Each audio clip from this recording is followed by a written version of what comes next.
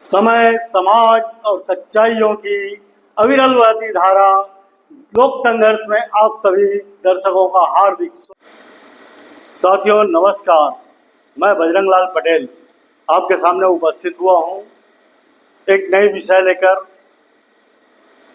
आदिवासी क्या हिंदू हैं? इस विषय पर हम बात करेंगे अपने साथी सुखरंजन नंदी के साथ। साथियों, इस चैनल को सब्सक्राइब करें, लाइक करें, शेयर करें, साथ ही साथ अपने अमूल्य राय कमेंट्स बॉक्स में भी दें।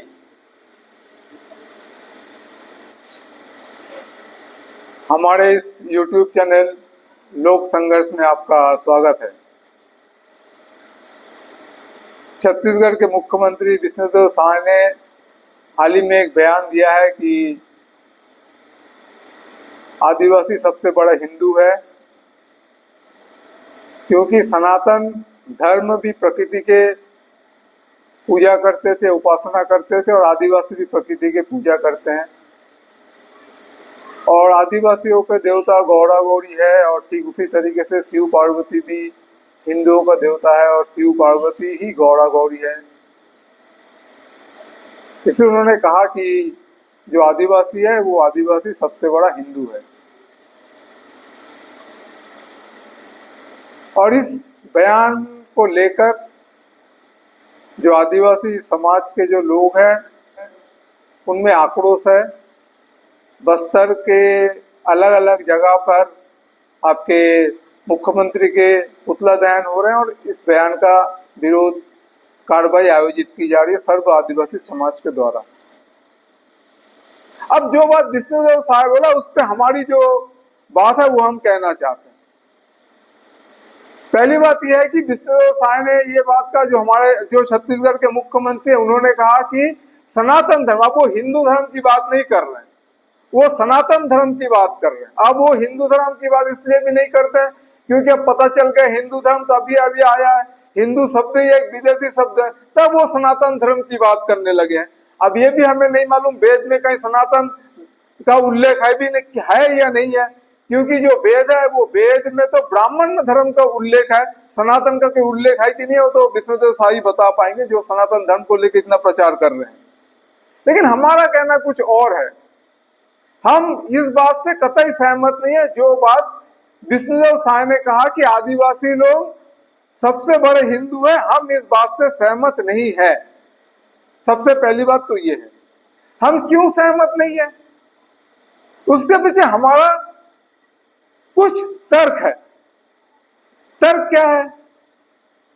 मान लीजिए कि जैसे उन्होंने कहा कि आदिवासी लोग प्रकृति के उपासना करते हैं इसलिए वो सबसे बड़ा हिंदू है, तो हम ये जानना चाहेंगे मुख्यमंत्री महोदय जी से कि दुनिया के अंदर, मैक्सिको के अंदर जो आदिवासी है, आपके कोलंबिया के अंदर जो आदिवासी है, ऑस्ट्रेलिया के अंदर जो आदिवासी है, दक्षिण अफ्रीका के अंदर जो आदिवासी है, आपके इसके पहले अमेरिका के अंदर जो आदिवासी थे, वो सभी आदिवासी आपके प्रकृति के उपासना करते थे। ये अभी भी जो आदिवासी है, दक्षिण अफ्रीका के अंदर आदिवासी है, मैक्सिको के अंदर है, कोलंबिया के अंदर है, पेरू के अंदर है, आपके ऑस्ट्रेलिया के अंदर है, ये सभी आदिवासी प्रकृति के उपासना अभी भी करते हैं। तो क्या विष्णुदेव साय ये बोलना चाहेंगे कि दुनिया के अंदर जितने आदिवासी है ये सभी आदिवासी हिंदू धर्म के सबसे बड़े हिंदू है? सबसे पहला सवाल ये है। तो ये बात तो नहीं बोल रहे वो, तो यहाँ पे वो हिंदुओं की नाम लेकर, भारत के जो आदिवासी है उनके नाम लेकर वो अपनी राजनीतिक रोटी सेकने का काम कर रहे हैं, क्योंकि ये बोला जा रहा है कि विष्णुदेव साय आदिवासी मुख्यमंत्री है। भले विष्णुदेव साय आदिवासी मुख्यमंत्री है, लेकिन वो जिस राजनीतिक पार्टी से संबंध रखते हैं वो राजनीतिक पार्टी आदिवासियों की राजनीतिक पार्टी नहीं है। वो हिंदुत्व की राजनीति करता है, वो हिंदुत्व की राजनीति करके आदिवासी विरोधी काम करता है। इसीलिए विष्णुदेव साय आदिवासी होने के बाद भी आदिवासी विरोधी बयान देके हिंदू हिंदुत्व की जो राजनीति है उस राजनीति को स्थापित करने का काम कर रहे हैं, क्योंकि वो उनकी राजनीति हिंदुत्व की राजनीति है। इसीलिए वो ये बात कर रहे हैं कि आदिवासी सबसे बड़े हिंदू हैं। दूसरी बात, उन्होंने शिव गौड़े की बात कहा है। हमें नहीं मालूम विष्णुदेव साय कितने हिंदू धर्म शास्त्रों का अध्ययन किए हैं या हिंदू धर्म के बारे में वो कितने जानते हैं, ये हमें नहीं मालूम। लेकिन हिंदू धर्म में एक समय ऐसा था, या सनातन धर्म या आप बोल लीजिए, सनातन धर्म में ऐसा था जहां पे लिंग के पूजा नहीं करते थे।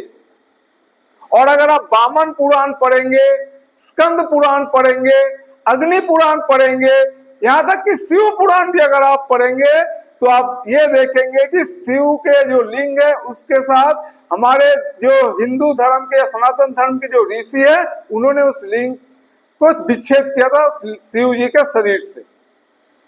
और ये सब पुराणों में लिखा है। वामन पुराण अध्याय नंबर 43 श्लोक नंबर 51 से 58, जरा उसका अध्ययन कर लीजिएगा विष्णुदेव साय जी। आपको पता चल जाएगा कि जिस शिव गौरी की बात बोल रहे हैं, जिस गौड़ा गौरी की बात आप बोल रहे हैं, वो हिंदू धर्म या सनातन धर्म किसी भी कीमत में शिव जी के या लिंग के कोई पूजा नहीं करते थे।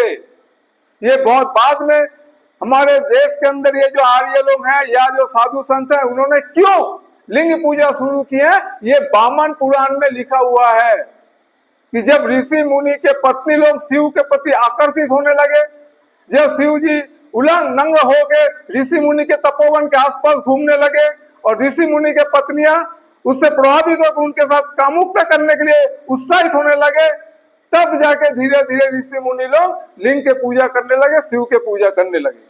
और यह सिर्फ एक पुराण में नहीं, स्कंद पुराण, अग्नि पुराण, वामन पुराण, शिव पुराण, ये सभी पुराणों में ये कहानी का उल्लेख है। इसलिए जो बात ये बोला जा रहा है कि सबसे बड़ा हिंदू है क्योंकि गौड़ा गौरी का पूजा करते हैं, क्योंकि वो प्रकृति की उपासना करते हैं, तो प्रकृति के उपासना, अगर हिंदू सनातन धर्म में प्रकृति का उपासना करते हैं, ये बात सही है। जो वेद है, वेद में इसका उल्लेख है। वेद में जो सबसे बड़ा आपके देवता होते हैं वो अग्नि होता है, फिर वरुण होता है, फिर सोमरस होता है। लेकिन ये बात कहां से आ गई कि यहाँ पे हमारे देश के अंदर जो आदिवासी है वो आदिवासी सबसे बड़ा हिंदू है। अगर आपके प्रकृति की उपासना करने के कारण अगर सब हिंदू हो जाते, तब तो मैंने पहले बताया कि दुनिया के अंदर जितने आदिवासी हैं वो सब आदिवासी ही हिंदू हो जाना चाहिए आपके नियम के अनुसार। तो बात कुछ और है, जिस बात को हमको और आपको समझना चाहिए। हमारे देश के अंदर जो आदिवासी शब्द को जो बार बार उपयोग में लाया जाता है, जिनके लिए आदिवासी शब्द को उपयोग में लाया जाता है, सरकारी किसी भी दस्तावेज में आदिवासी शब्द का कहीं पे कोई उपयोग नहीं है। सरकारी दस्तावेज में अनुसूचित जनजाति शब्द का उपयोग किया गया है हर जगह पे।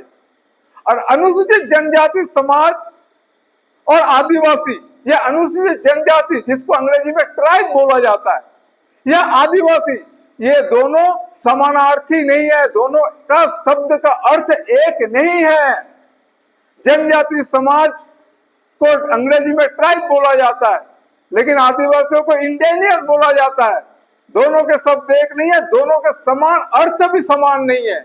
और यहीं पे जाके पूरे गठमट हम लोग कर रहे हैं। आदिवासी जो इस समाज, इस धरती के आदि काल से निवास करते हैं, उनको आप आदिवासी बोल सकते हो। लेकिन जो जनजाति समाज, वो इस धरती में आदिकाल से निवास कर रहा है कि वो एक समाज से संबंधित है। जैसे हमारे देश, हमारी दुनिया के अंदर पूंजीवादी एक समाज है, जैसे सामंतवाद एक समाज है, जैसे गुलाम व्यवस्था एक समाज है, वैसे ट्राइब एक समाज है। उसकी जो उस समाज व्यवस्था की पूजा पद्धति, उस समाज व्यवस्था की संस्कृति, उस समाज व्यवस्था की रिश्तेदारी, उस समाज व्यवस्था में पति पत्नी की जो संबंध, ये सब एक अलग किस्म का रिवाज है, अलग किस्म की परंपरा है। तो ये जो जनजाति समाज, को जो आदिवासी बोला जा रहा है, इसी में सब पूरा जो है भटकाने की एक कोशिश चलाया जा रहा है, भटकने की कोशिश किया जा रहा है। जनजाति समाज वो है, जनजाति समाज भी सबके स्तर एक जैसे नहीं है। बस्तर के अंदर जो हलवा जनजाति के लोग हैं और बस्तर के अंदर जो मारिया जनजाति के लोग हैं, वो दोनों को आप एक जगह पे नहीं रख सकते। ये दोनों के स्तर एक नहीं है। या आपके छत्तीसगढ़ के अंदर जो बिजवाड़ जनजाति है और अंडमान के अंदर जो जड़वा जनजाति है, दोनों को आप एक जगह पे नहीं रख सकते, दोनों को एक स्तर पे आप नहीं रख सकते। तो जनजाति भी अलग अलग है। या आपके उत्तर पूर्व के अंदर जो खसिया जनजाति है, वो जनजाति और छत्तीसगढ़ के अंदर जो कंवर जनजाति है, वो जनजाति को भी आप एक स्तर पे नहीं रख सकते हो। और ये जो जनजाति समाज है, ये समाज के अलग अलग स्तर पे अलग अलग समाज विद्यमान है।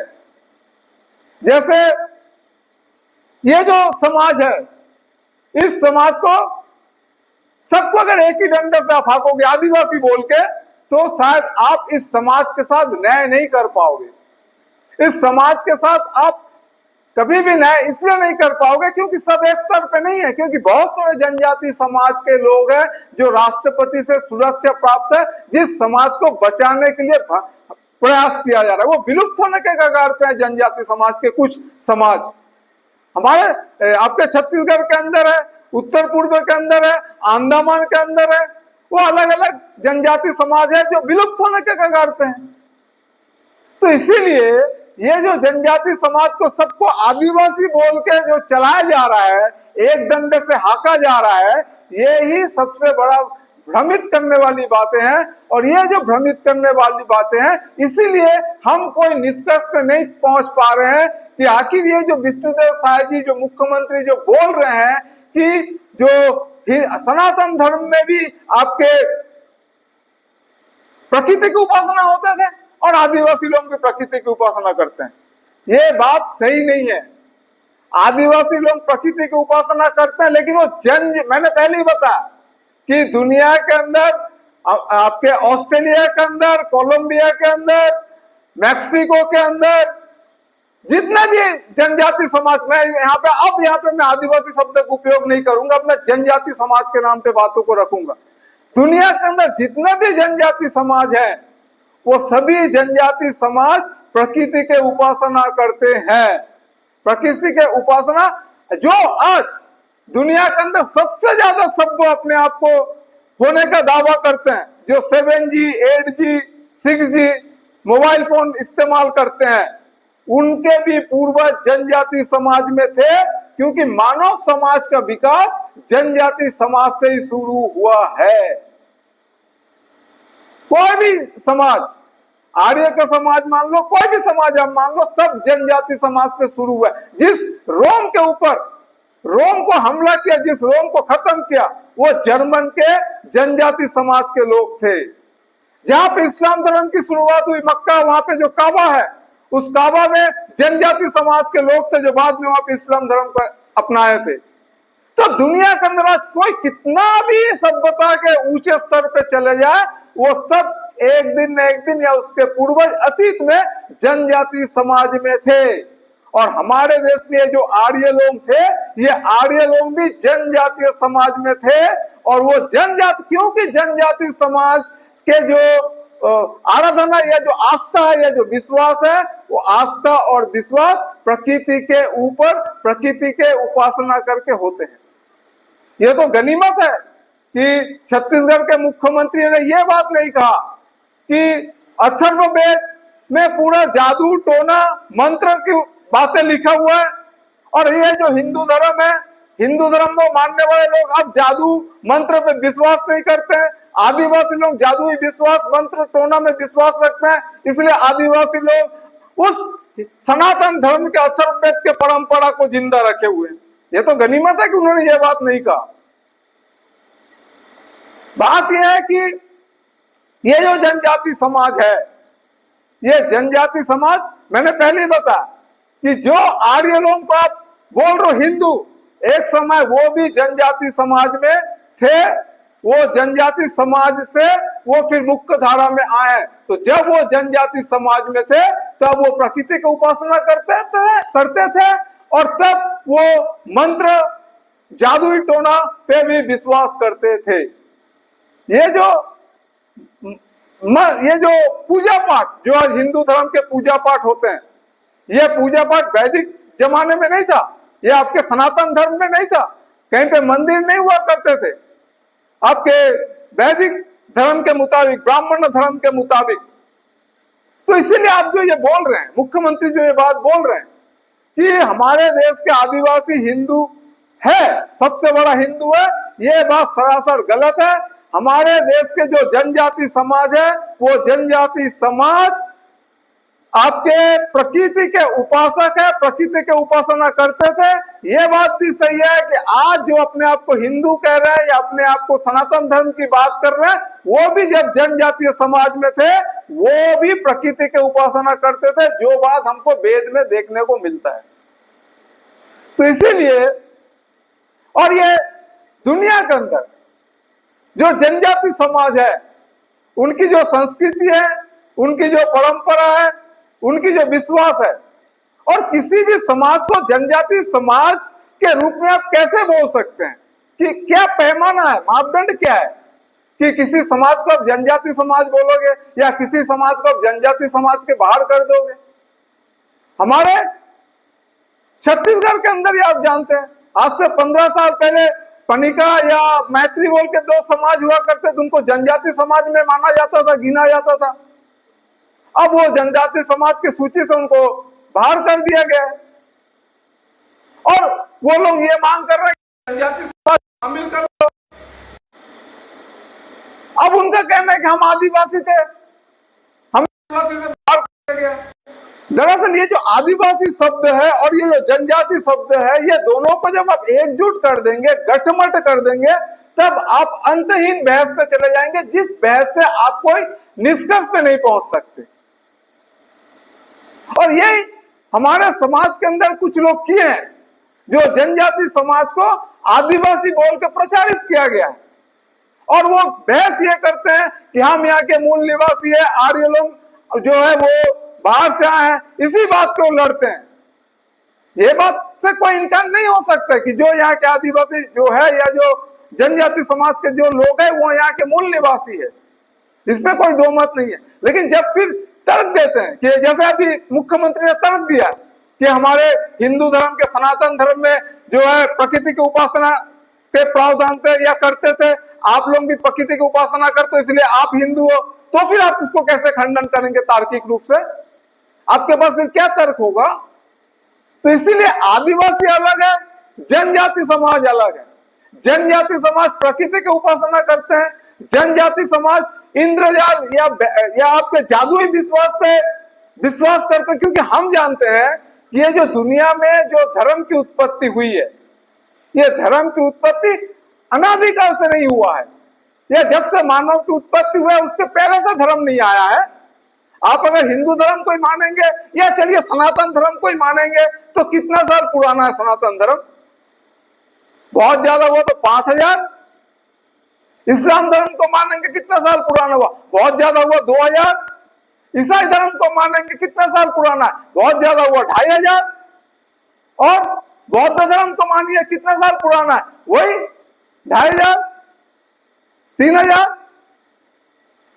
तो धर्म के पहले फिर क्या था? लोग तो थे, मानव तो थे। आधुनिक मानव की उत्पत्ति तो 17,000 साल पहले हुआ है, तो मानव तो थे इस धरती पे। तो जब मानव था, धर्म 2000 साल 2500 साल 5000 साल पहले जब अस्तित्व में आया, तो उसके पहले जो मानव थे वो मानव किस पे विश्वास करता था, किस पे आस्था रखता था? सवाल यहाँ पे है।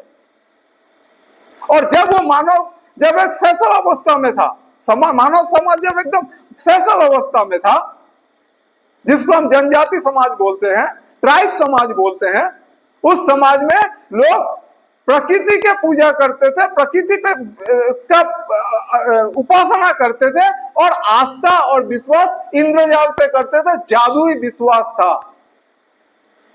अभी भी आप देखोगे जो जनजाति समाज के लोग हैं पुराने, हमारे देश में भी गुफा में अभी भी बहुत सारे आपके चित्र दिख जाएंगे जनजाति समाज के गुफा में, बहुत पुराना। और वो जितने भी चित्र आप देख लो गुफाओं में जनजाति समाज के, उन गुफाओं के चित्र में शिकार के और युद्ध के चित्र मिलेंगे। जरूर वो कोई चित्रकार तो नहीं थे जनजाति समाज के, आज से 10,000 20,000 साल पहले अगर चित्रकारिता किए हैं, अकूड़ गए हैं वो गुफा में, तो वो कोई चित्रकारिता के लिए नहीं या मनोरंजन के लिए नहीं, वो ये था कि जब वो शिकार में निकलते थे या जब वो युद्ध में जाते थे, उसके पहले उसका नकल वो बनाते थे दीवारों में, और वो मानते थे कि अगर सही ढंग से नकल, युद्ध का नकल बना देंगे दीवार में, शिकार का नकल हम अगर दीवार में बना देंगे तो हमें शिकार में जीत हासिल होगी, युद्ध में हमारी जीत हासिल होगी, यह उनकी मान्यता था।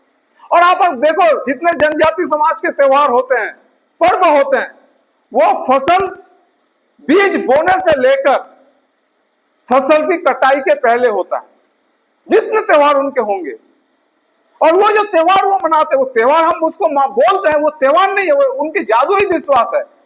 उनका ये मानना है कि ये बीज, जैसे मैक्सिको के अंदर जो आपके जनजाति समाज के लोग हैं, आप उसको आदिवासी बोलिए लेकिन मैं आप जनजाति समाज बोलूंगा, वो जो जनजाति समाज के लोग हैं, या आपके झारखंड के अंदर जो हो जनजाति समाज के लोग हैं, वो जब खेत में बीज बोते हैं तो वो जो परंपरा को अपनाते हैं, अपने बाल को खुला रखते हैं, महिलाएं लोग खेत में जाके सोते हैं बाल खुला रख के।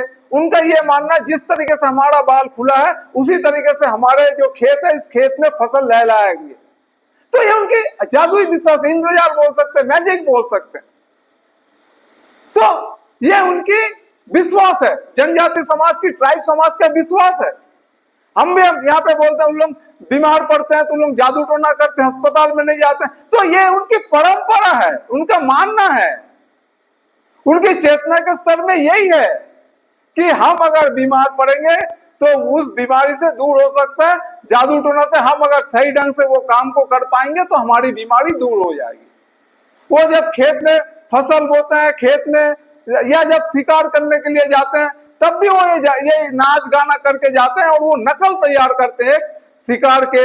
या जब वो खेत में फसल बोते हैं तब वो पानी गिरने का, बरसात का एक नकल तैयार करते हैं अपने नाच गाना में, और उसके बाद वो फसल को बोते हैं। तो ये उनकी विश्वास है। और वही विश्वास हम अगर अथर्ववेद में जाके देखेंगे तो वो, क्योंकि उस समय भी ये जनजाति समाज में थे आर्य लोग, तो वो भी वही जादुई विश्वास को मानते थे। तो इसीलिए ये जनजाति समाज को जो वो हिंदू बोला जा रहा है वो पूरी तरीके से गलत है। जनजाति समाज अभी भी जादुई विश्वास पे और वो आपके प्रकृति के उपासना करते हैं।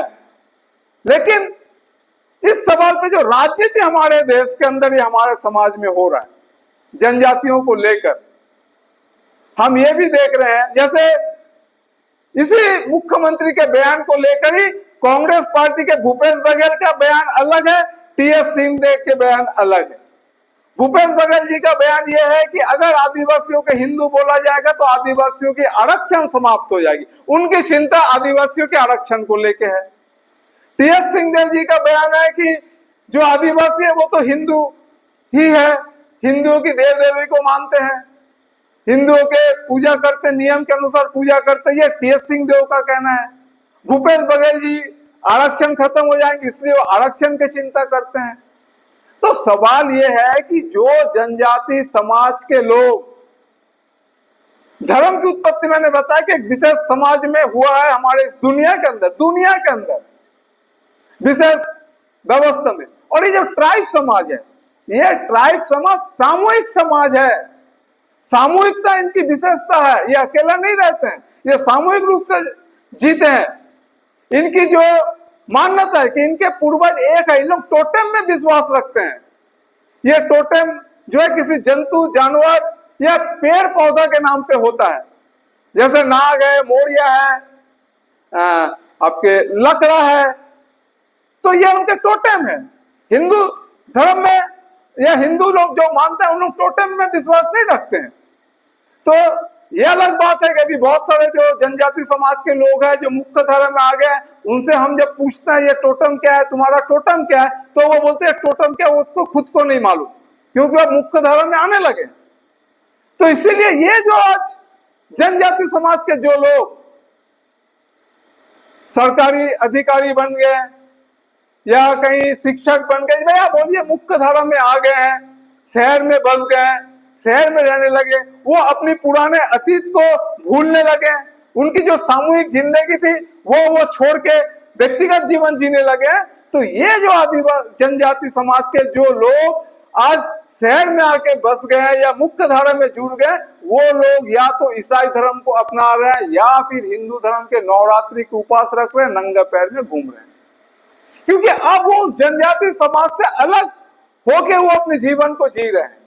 वो भले अपने आप को जनजाति बोलते हैं, उनके संदेह के आधार पे उनको सर्टिफिकेट जनजाति का मिल सकता है, मिल जाएगा, लेकिन उनकी जो सोच है वो सोच अब वो सामूहिकता के सोच के साथ नहीं है। अरे जो सांसद या जो मंत्री, जो मुख्यमंत्री ने ये बात बोला है, वो किस तरीके से जनजाति समाज का हो सकता है? जो बोल रहा है जनजाति समाज सबसे बड़ा हिंदू है, वो तो मुख्य धारा में आ गया ना, मुख्यमंत्री बन गया ना। तो इसलिए अब उसके लिए अब ये प्रकृति के उपासना ये सब बात की जरूरत नहीं, अब वो हिंदू धर्म को अपना के हिंदुत्व की बात करेगा। तो मुख्य धारा में जो आ गए हैं, हम देखते हैं बहुत सारे जनजाति समाज के लोग जो शहर में रह रहे हैं, वो नवरात्रि में पूजा भी कर लेते हैं, उपवास भी कर लेते हैं, दिवाली भी बना लेते हैं, सब कुछ जो हिंदू धर्म के जो रीति रिवाज है उसको वो पालन करते हैं। घर में बड़े बड़े भगवान के फोटो भी लगे रहते हैं। या कुछ जनजाति समाज के लोग ईसाई धर्म को अपनाने लगे, ईसाई धर्म को अपना रहे हैं। तो ये जो राजनीति हो रहा है कि जनजाति या जो वो बोल रहे हैं कि ये धर्मांतरण की बात वो जो बोल रहे हैं, जब जनजाति समाज हिंदू नहीं है, लेकिन एक विशेष परिस्थिति में वो जनजाति समाज का कोई अगर हिंदू धर्म को अपना ले रहा है, मैंने पहले ही बताया कि एक विशेष अवस्था में इंसान को धर्म की जरूरत पड़ती है। तो इसीलिए ये जो धर्मांतरण के नाम पे जनजाति समाज के लोगों के ऊपर जो हमला, ये हिंदुत्ववादी ताकतों की एक सबसे बड़ी साजिश है जनजाति समाज के ऊपर। मैं जो बात को बोलना चाह रहा हूं ये है कि जनजाति समाज अभी भी सामूहिकता के ऊपर निर्भरशील है या सामूहिकता के जीवन जीते हैं। धीरे धीरे ये समाज के विघटन हो रहे हैं, हम देख रहे हैं, लेकिन अभी भी आप अगर बहुत अंदरूनी क्षेत्र में चले जाएंगे तो अभी भी आप देखोगे उनके अंदर अभी भी वो सामूहिकता जीवित है। धीरे धीरे वो मुख्य धारा में आ रहे हैं, धीरे धीरे वो टूट रहा है, उनके पुरानी परंपरा, पुरानी मान्यता धीरे धीरे। इसलिए बहुत सारे जनजाति समाज के जो मुखिया है, बुजुर्ग है, वो चिंतित भी है। वो बोलते भी हैं कि हमारे समाज को ये क्या हो गया, अब हमारे समाज के लोग प्रकृति की उपासना नहीं करते हैं, अब हमारे नियम कानून को मानते नहीं है, वो या तो हिंदू धर्म को मानते हैं या वो तो ईसाई धर्म को मानने लगे। इसको लेके जनजाति समाज के बहुत बड़ा तबका चिंतित भी है, वो परेशान भी है।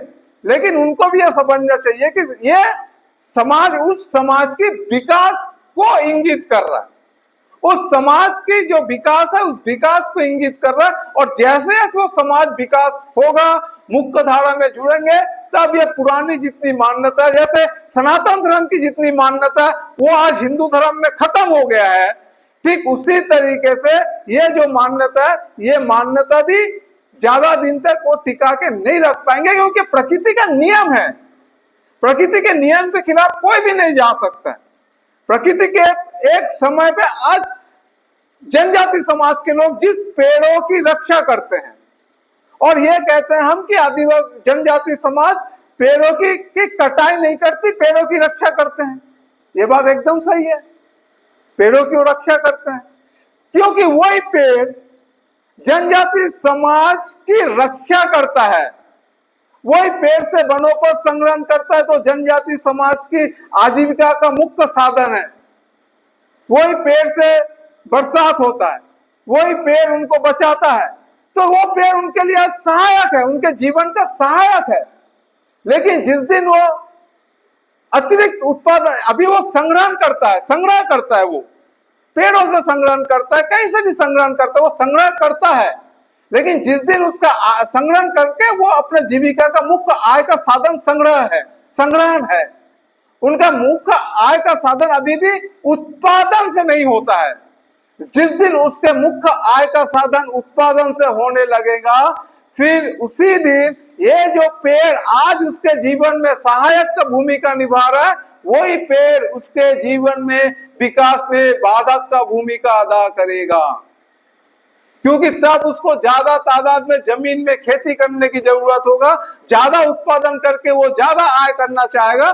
तब ये जो पेड़ की आज वो रक्षा कर रहा है, शायद उस समय वो पेड़ की रक्षा उसके लिए नुकसानदेह साबित हो। तो इसीलिए ये जो बातें, जो जड़ तरीके से जो चीज सोचा जा रहा है, जो चीज को परोसा जा रहा है जड़ की तरीके से, जड़ सूत्रवाद की तरीके से हर चीज को देखा जा रहा है। समाज गतिशील है, समाज आगे बढ़ेगा, समाज कभी पीछे नहीं रहेगा, या समाज एक जगह पे ठहराव की स्थिति में नहीं रह सकता कोई भी समाज। कितने जनजाति समाज विलुप्त हो गए। आपके वो दामोदर धर्मेंद्र कौशाम्बी ने अपने पुस्तक में लिखा है, कितने जनजाति समाज के साथ, प्रकृति के साथ लड़ाई लड़ने में सफल नहीं हो पाए, तो जनजाति समाज विलुप्त हो गए। कुल मिला के जो बात ये है वो ये है कि जनजाति समाज अगर आप किसी को बोलोगे तो जनजाति समाज प्रकृति के उपासक होते हैं। एक दो लोग क्या धर्म अख्तियार कर लिए, 10-20 लोग क्या मान्यता मानते हैं, वो बात नहीं है। अगर पूरे समाज, जनजाति समाज, पूरे समाज की बात अगर आप करेंगे तो जनजाति समाज अभी भी, क्योंकि वो जनजाति समाज में जीवित है, इसलिए उनके समाज में आपके प्रकृति के उपासना ही होंगे, कोई दूसरा कोई उपासना नहीं हो सकता। और प्रकृति के उपासना करते हैं बोल के, क्योंकि सनातन धर्म में भी कभी अतीत में प्रकृति की उपासना करते थे, इसलिए आदिवासी या जनजाति समाज के लोगों को हिंदू बोलना ये सरासर गलत है, ये बोलना अनुचित है। ये हिंदुत्व की राजनीति का एक हिस्सा के रूप में मुख्यमंत्री ने इस बात को बोला है, क्योंकि जो जनजाति समाज से मुख्यमंत्री खुद आते हैं, वो जनजाति समाज में आप जानते हैं वहां पे अभी भी जो खेती करते हैं,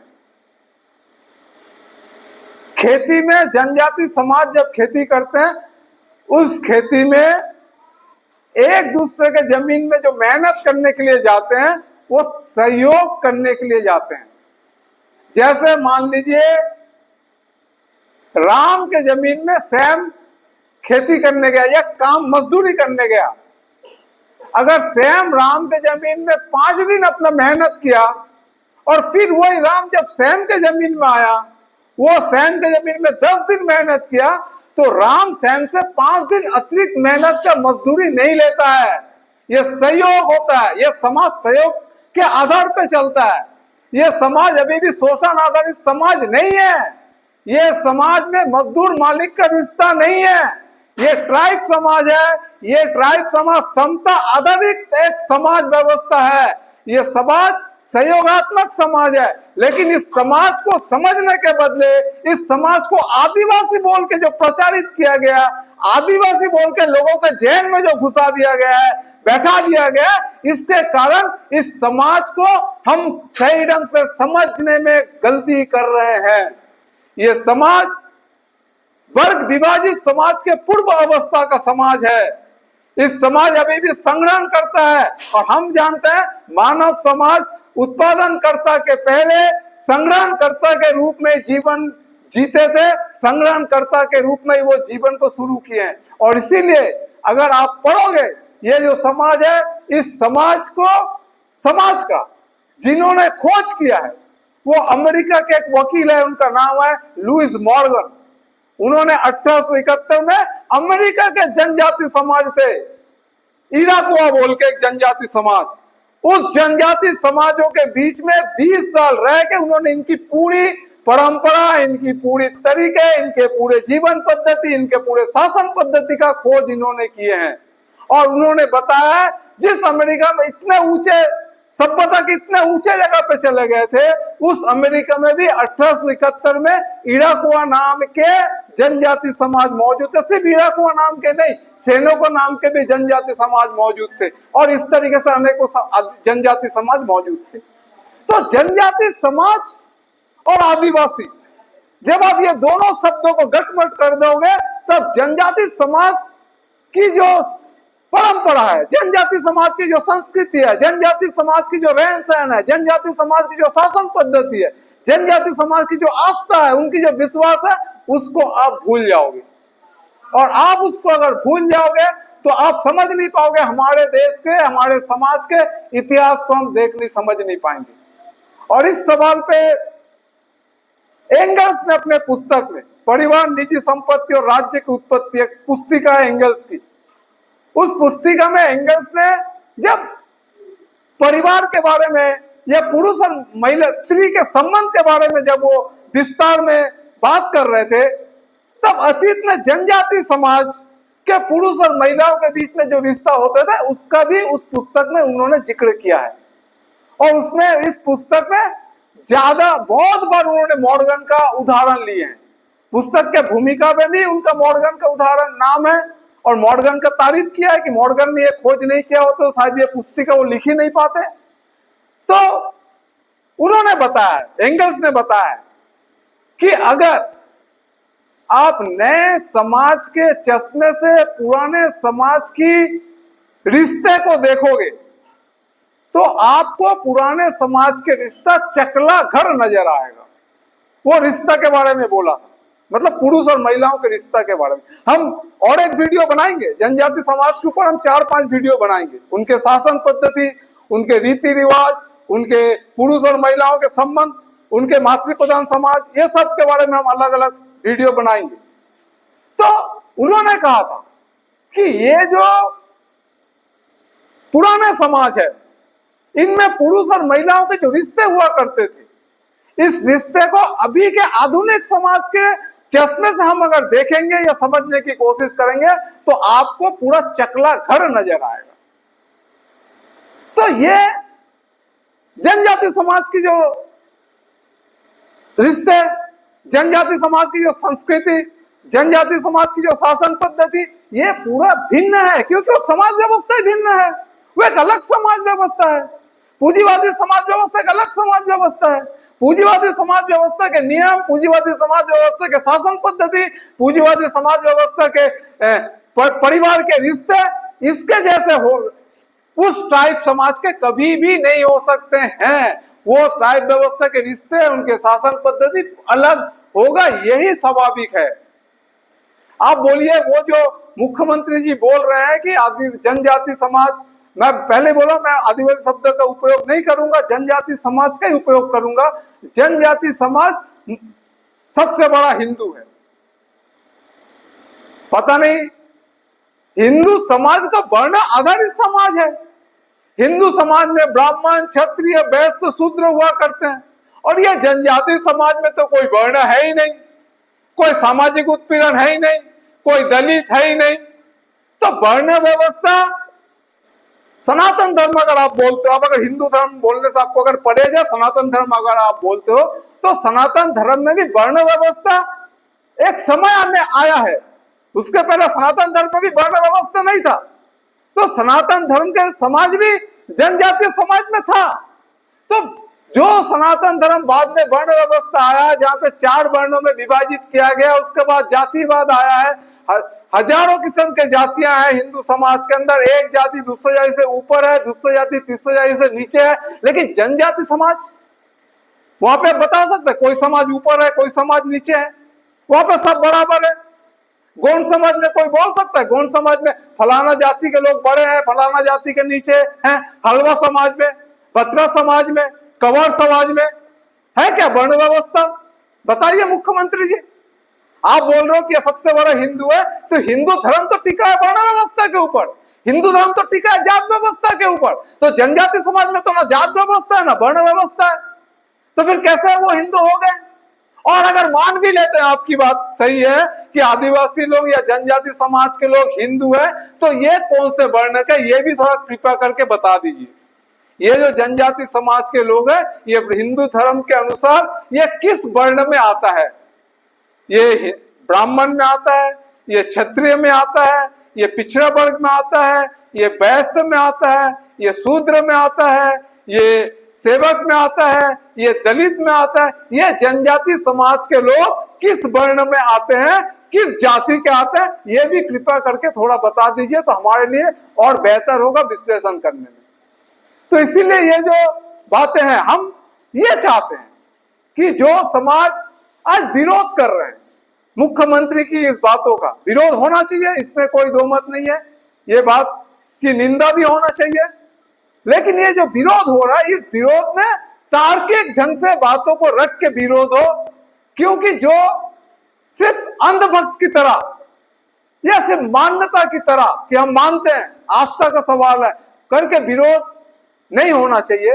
विरोध के तार्किक कारण होना चाहिए, और तार्किक कारण यही है कि जो जनजाति समाज से ही मानव समाज की विकास की शुरुआत हुई है। इसीलिए जो आज हिंदू या सनातन धर्म की बात बोल रहे हैं, वो अगर प्रकृति की उपासना करते थे तो वो प्रकृति की उपासना जब वो जनजाति समाज में थे या ट्राइब समाज में थे तब वो उस प्रकृति की उपासना करते थे। आज वो हिंदू समाज में आ गए, आज वो प्रकृति की उपासना नहीं करते। और इसीलिए आज जो जनजाति समाज के लोग हैं वो अभी भी प्रकृति की उपासना करते हैं, क्योंकि समूचे जनजाति की बात हम कर रहे हैं। हम कुछ लोग अगर हिंदू धर्म या ईसाई धर्म के नियम कानून के हिसाब से चलते हैं वो अलग बात है, लेकिन पूरी जो समाज है, पूरी समाज आज भी प्रकृति के उपासना करते हैं, इसलिए वो प्रकृति के उपासक है, वो ट्राइब समाज है और वो जनजाति समाज के लोग हैं। बहुत बहुत धन्यवाद।